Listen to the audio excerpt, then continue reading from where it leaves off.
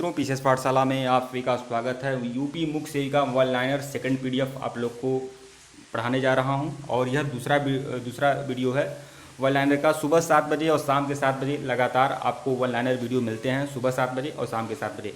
और प्रतिदिन दोपहर 2 बजे आपको टेस्ट सीरीज भी मिलता है यूपी मुख्य सेविका का, तो उसको भी बिल्कुल देखते रहिएगा।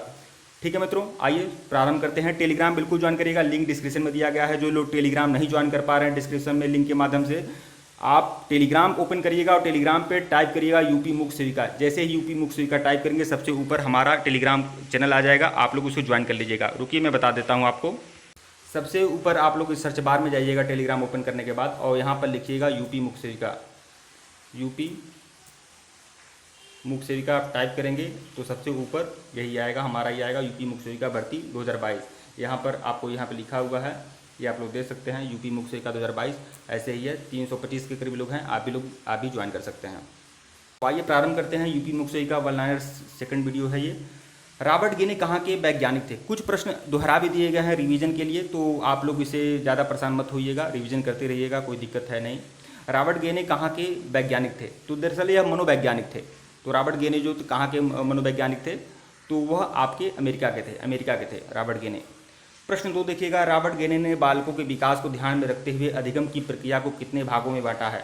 तो रॉबर्ट गेने ने अधिगम की प्रक्रिया को 8 भागों में बांटा है। अधिगम का तात्पर्य होता है सीखना, तो सीखने के मतलब बालक कितनी प्रकार से सीख सकता है, तो 8 प्रकार से सीख सकता है, ऐसा रॉबर्ट गेने ने कहा था। 8 भागों में बांटा है रॉबर्ट गेने ने। संकेत अधिगम, उद्दीपक अधिगम, श्रृंखला अधिगम, शाब्दिक अधिगम, बहुनिवेदन अधिगम, प्रत्यय अधिगम, सिद्धांत अधिगम और समस्या समाधान अधिगम। तो यह 8 प्रकार के अधिगमों में बांटा है रॉबर्ट गेने ने। रॉबर्ट गेने के अनुसार अधिगम का सबसे निम्न स्तर कौन सा है? तो यह जो 8 अधिगम के प्रकार बताए हैं रॉबर्ट गेने ने, इसमें अधिगम का सबसे निम्न स्तर जो है वह आपका संकेत अधिगम है। यह ज़्यादा मुश्किल नहीं है, मैंने बताया ना, अधिगम का तात्पर्य होता है सीखना, तो सीखने के 8 तरीके रॉबर्ट गेने ने बताया है। तो संकेत अधिगम आप समझते हैं कि किसी को बालक को संकेत के माध्यम से सिखाया जाए। उद्दीपक अधिगम मतलब कुछ उद्दीपन के माध्यम से सिखाया जाए। श्रृंखला अधिगम मतलब स्टेप बाय स्टेप सिखाया जाए। शाब्दिक अधिगम मतलब शब्द बोलकर सिखाया जाए। तो इसी तरह से है सब। रॉबर्ट गेने के अनुसार अधिगम का सबसे निम्न स्तर कौन सा है? तो संकेत अधिगम है। प्रश्न 4 देखिएगा, रॉबर्ट गेने के श्रेणीक्रम सिद्धांत के अनुसार अधिगम का सबसे उच्चतम स्तर कौन सा है? तो समस्या समाधान अधिगम जो है रॉबर्ट गेने के अनुसार अधिगम का सबसे उच्चतम स्तर है समस्या समाधान अधिगम। तो देखिए, सबसे निम्न स्तर ध्यान में रखिएगा और सबसे उच्च स्तर भी ध्यान में रखिएगा। रॉबर्ट गेने के अनुसार बालक का अधिगम कब पूरा हो जाता है? कब बालक पूरी तरह से सीख लेता है? तो 12 वर्ष के उपरांत बालक पूरी तरह से सीख लेता है। 12 वर्ष के बाद आप जानते हैं कि बालक पूरी तरह से परिपक्व हो जाता है, जब वो अपनी समस्याओं का समाधान करने लगता है, जब वो अपनी समस्या भी जान जाता है और समस्या का समाधान स्वयं से करने लगता है, उसे बताने की आवश्यकता नहीं होती है। प्रश्न 6 देखिएगा, शास्त्रीय अनुबंध का सिद्धांत किसने दिया है? तो शास्त्रीय अनुबंध का सिद्धांत, इस समस्या समाधान का मतलब यह आपको बता दूं कि अगर 5 साल के बच्चे को कहा जाए कि तुम जाओ दुकान से कोई सामान लाओ, तो वह लेकर चला आएगा, वह नहीं जाएगा। अगर उस दुकान पे सामान नहीं मिलता है तो आगे बता देगा। लेकिन अगर 12 वर्ष का अगर बालक होगा तो वह अगर उस दुकान में नहीं मिलता है तो दूसरे दुकान पे जाएगा। तो कुल मिलाकर छोटी बड़ी समस्याओं का समाधान करना सीख लेता है, समझ जाता है, यह कहने का मतलब। प्रश्न 6 देखिएगा, शास्त्रीय अनुबंध का सिद्धांत किसने दिया था? तो यह है पेलाउ महोदय हैं, जो शास्त्रीय अनुबंध का सिद्धांत दिए थे। यह भी आपके मनोवैज्ञानिक थे, बाल मनोवैज्ञानिक थे। पेलाउ किस संप्रदाय के समर्थक थे? तो पेलाउ जो थे वह व्यवहारवादी मनोवैज्ञानिक थे पेलाउ। डमरू पर बंदर का नाचना किस सिद्धांत प्रकार करता है? मतलब बताइए, जो आपने लोगों ने मदारी का खेल देखा होगा गांव में या शहर में, तो आप देखते हैं कि डमरू के ताल पर बंदर नाचता है। तो डमरू पर बंदर का नाचना जो है किस सिद्धांत पे काम करता है? मतलब वह अधिगम कैसे बस जानता है कि डमरू के ताल पर नाचना है? तो यह शास्त्रीय अनुबंध का सिद्धांत है, यह शास्त्रीय अनुबंध का सिद्धांत है, ध्यान रखिएगा। और यही शास्त्रीय अनुबंध का सिद्धांत किसने दिया था? पेलाउ महोदय ने। और पेलाउ जो थे किस संप्रदाय के समर्थक थे? व्यवहारवादी थे।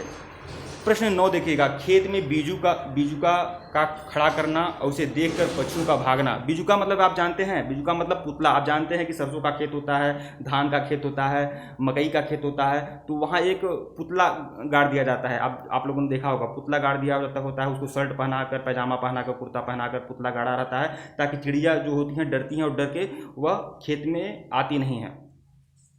तो इसे ही जो पुतला होता है उसको ही बीजुका कहते हैं। तो खेत में बीजुका का खड़ा करना और उसे देखकर पक्षियों का भागना किस सिद्धांत प्रकार करता है? तो शास्त्रीय अनुबंध का सिद्धांत। यह शास्त्रीय अनुबंध का सिद्धांत है। प्रश्न 10 देखिएगा, सुल्तान नाम के चिंपांजी पर किसने प्रयोग किया? एक चिंपांजी था जिसका नाम था सुल्तान।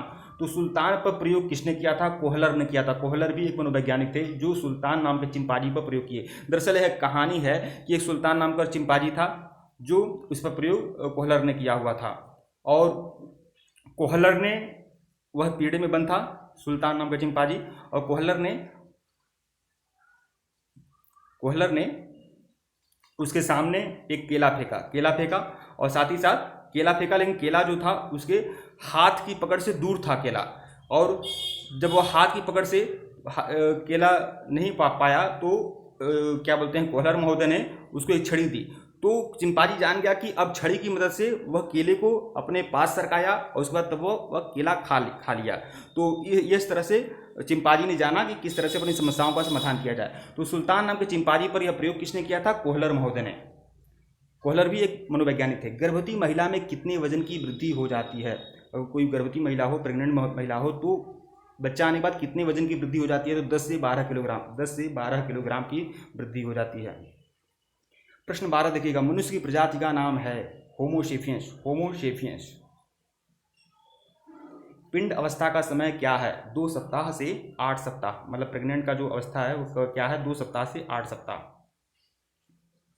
डिंब अवस्था का समय क्या है? 14 दिन। डिंब अवस्था का जो समय है वह 14 दिन है। जन्म के समय बालक का औसत वजन होता है 2 किलो 700 ग्राम। 2 किलो 700 ग्राम होता है जन्म के समय बालक का औसत। देखिए यह सभी महत्वपूर्ण टॉपिक हैं, इसीलिए मैं कह रहा हूँ कि आपको पीसीएस पाठशाला जो भी देगा बेहतरीन देगा, बेस्ट देगा, इंपॉर्टेंट देगा। इसलिए परीक्षा होने तक पीसीएस पाठशाला को फॉलो करते रहिएगा। और यहाँ सब देखिए बाल पुष्टाहार, बाल पोषण से संबंधित ही सारे टॉपिक दिए जा रहे हैं, और इसी तरह से जो भी सिलेबस है सिलेबस के बेस पे सारे मटेरियल आपको दिए जाएंगे। और सबका एमसीक्यू टेलीग्राम पर भी कराया जाता है, इसलिए टेलीग्राम बिल्कुल ज्वाइन करिएगा। और हमारे पेड व्हाट्सएप ग्रुप को ज्वाइन करने के लिए आप लोग हमारे व्हाट्सएप पर मैसेज कर सकते हैं। ऑफिशियल व्हाट्सएप नंबर डिस्क्रिप्शन में दिया गया है, वहाँ पर सारे मटेरियल आपको मिल जाएंगे। जन्म के समय बालक का वजन कितना होता है? तो 7 पाउंड होता है, 7 पाउंड। शिक्षा मनोविज्ञान की उत्पत्ति मानी जाती है। शिक्षा मनोविज्ञान की उत्पत्ति मानी जाती है, मतलब कब मनोविज्ञान में शिक्षा का समावेश हुआ, मतलब शिक्षा मनोविज्ञान यह सब्जेक्ट कब बना, कब लोग शिक्षा मनोविज्ञान को पढ़ने लगे। तो शिक्षा मनोविज्ञान की उत्पत्ति जो मानी जाती है 1900 ईस्वी से मानी जाती है। 1900 ईस्वी से शिक्षा मनोविज्ञान की उत्पत्ति मानी जाती है, इस सब्जेक्ट की उत्पत्ति मानी जाती है 1900 ईस्वी से। प्रश्न 15 देखिएगा, जन्म, यह तो मैं आपको बताया हूँ, रिविजन हो गया है। देखिए प्रश्न 18 देखिएगा, मनोविज्ञान की एक विषय के रूप में निश्चित आधार देने का श्रेय माना जाता है विलियम जेम्स को। मनोविज्ञान को एक विषय के रूप में निश्चित आधार देने का श्रेय माना जाता है विलियम जेम्स को। मतलब मनोविज्ञान एक विषय के रूप में होगा, इसके रूप में इसको स्थापित किसने किया था? विलियम जेम्स ने। और शिक्षा मनोविज्ञान की उत्पत्ति कब हुई थी? 1900 ईस्वी में। ध्यान रखिएगा, मनोविज्ञान अलग चीज़ है और शिक्षा मनोविज्ञान अलग चीज़ है, बाल मनोविज्ञान अलग चीज़ है। तो इसे आप अच्छे से समझ लें। जब मनोविज्ञान में शिक्षा का समावेश हो जाता है तो शिक्षा मनोविज्ञान बन जाता है। जब मनोवैज्ञानिक तथ्यों को एक बालक के नज़रिए से देखा जाने लगता है, बालक पर मनोवैज्ञानिक तथ्यों का विश्लेषण किया जाता है, तो उसे बाल मनोविज्ञान कहते हैं। मनोविज्ञान शब्द का प्रयोग करने वाले प्रथम व्यक्ति कौन थे? रूडोल्फ। हिटलर नहीं होगा, सिर्फ और सिर्फ रूडोल्फ होगा। मनोविज्ञान शब्द का प्रयोग किसने किया था? रूडोल्फ ने किया था, ध्यान रखिएगा। प्रश्न 20, इस सीरीज का सबसे आखिरी प्रश्न, प्राचीन काल में मनोविज्ञान का अर्थ था, प्राचीन काल में मनोविज्ञान का मतलब क्या था? तो आत्मा का विज्ञान, आत्मा का विज्ञान। ठीक है मित्रों, वीडियो को लाइक और चैनल को सब्सक्राइब करिएगा, टेलीग्राम बिल्कुल ज्वाइन करिएगा, लिंक डिस्क्रिप्शन में दिया गया है। नहीं ज्वाइन कर पा रहे हैं तो आप लोग सर्च बार पे जाकर चेक कर सकते हैं।